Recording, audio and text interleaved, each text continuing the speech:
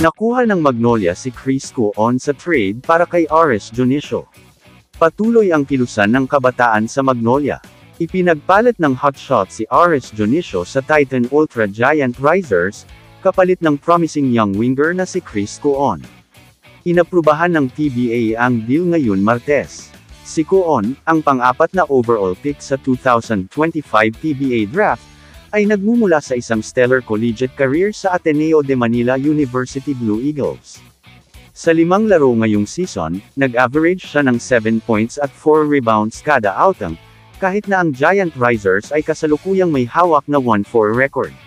Samantala, humiwalay ang Magnolia kay Junicio, na napili ng koponan na ika-9 sa kabuuan sa 2019 PBA draft. Ang isang beses na All-Star ay lumitaw sa 3 laro lamang sa komperensyang ito. Inaasahang gagawin ni Coon ang kanyang Magnolia debut sa Biyernes laban sa Phoenix.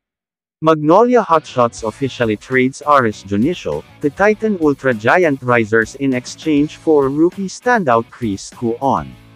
Approved na ang deal ng PBA, at inaasahang maglalaro na si Coon, ngayong Friday kontra Phoenix Fuel Masters.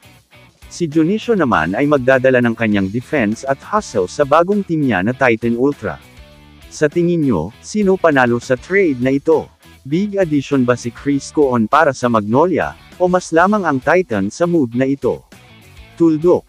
Kamakailan ay natapos ng 6'5" winger, ang isang malakas na collegiate career sa Ateneo de Manila University Blue Eagles bago sumali sa pros. Kamusta mga idol? Sports Zone PH para sa sports news and update. Kung bago ka pa lamang dito sa channel ko, pindutin mo na ang subscribe button at notification bell para lagi kang update sa mga sports news.